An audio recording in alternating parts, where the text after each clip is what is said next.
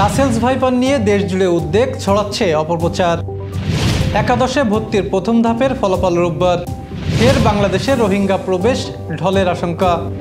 ঝিনাইদহে সড়ক দুর্ঘটনায় 2 জন নিহত। ভারতকে হারিয়ে সেমিফাইনালের আশায় বাংলাদেশ। দর্শক, রাতের আয়োজনে সকলকে স্বাগত জানাচ্ছি। আমি মহিউদ্দিন সানি। শুনছিলেন 21 জুনের প্রধান শিরোনাম, এবার বিস্তারিত। বাংলাদেশের রাসেলস ভাইপার বা চন্দ্রবোড়া সাপ নিয়ে আতঙ্ক ছড়িয়ে পড়েছে। বিশেষ করে ফেসবুকে বিষয়টি নিয়ে নানাভাবে উদ্বেগ প্রকাশ করেছেন অনেকে। পরিস্থিতি এমন পর্যায়ে যে এ সাপ মেরে ফেলার প্রচারণাও চালানো হচ্ছে ফেসবুকে। ফরিদপুরের একজন রাজনীতিবিদ প্রকাশ্যে রাসেলস ভাইপার সাপ মারতে পারলে পুরস্কার ঘোষণা করেছেন।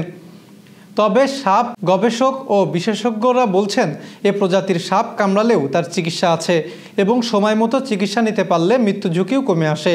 এছাড়া এটি মোটেও দেশের সবচেয়ে বিষধর কিংবা প্রাণঘাতী সাপ নয়, বরং দেশে প্রতি বছর সাপের কামড়ে যত লোক মারা যায় তার অর্ধেকই মারা যায় পাতিকেউটে সাপের কামড়ে।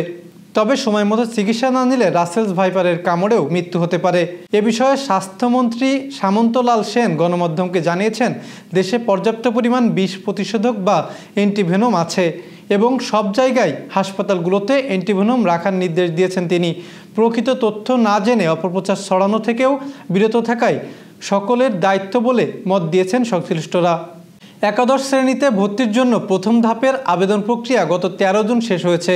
এ ধাপে আবেদন করেছেন 13.5 লাখেরও বেশি ভর্তি ইচ্ছুক শিক্ষার্থী।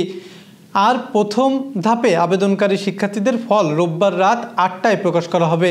শুক্রবার আন্তঃশিক্ষা বোর্ড সমন্বয় কমিটির সভাপতি এবং ঢাকা বোর্ডের চেয়ারম্যান অধ্যাপক তপন কুমার সরকার এ বিষয় নিশ্চিত করেছেন। মিয়ানমারের রাখাইনের পশ্চিমাঞ্চলীয় রাজ্যতে গত নভেম্বর থেকে জান্তা বাহিনীর সঙ্গে সশস্ত্র রাজনৈতিক গোষ্ঠীর আরাকান আর্মির যে সংঘাত শুরু হয়েছে তা সেই রাজ্যের বসবাসকারী রোহিঙ্গাদের মধ্যে ফের বাংলাদেশে আসার প্রবণতা উস্কে দিতে পারে বলে আশঙ্কা করছেন বাংলাদেশের কর্মকর্তারা। যশোর আঞ্চলিক সংবাদ। যশোর সদর উপজেলার কচুয়া ঘাটকুল গ্রামের বীর মুক্তিযোদ্ধা খলিলুর রহমান ইন্তেকাল করেছেন। ইন্না লিল্লাহি ওয়া ইন্না ইলাইহি রাজিউন। শুক্রবার বিকেলে গার্ড অফ অনার প্রদান শেষে তার দাফন সম্পন্ন হয়েছে। অনার প্রদান করেন নির্বাহী ম্যাজিস্ট্রেট ও উপজেলা ভূমি কর্মকর্তা মাহবুবুর রহমান। যশোর জেলা পূজা উদযাপন পরিষদের উদ্যোগে ছাত্র ও যুব কর্মশালা অনুষ্ঠিত হয়েছে। শুক্রবার কর্মশালায় প্রধান অতিথি ছিলেন সরকারি সিটি কলেজের অধ্যাপক অরবিন্দ কুমার কুণ্ডু। অনুষ্ঠানে উদ্বোধক ছিলেন পূজা পরিষদের সহসভাপতি শ্যামল দাস।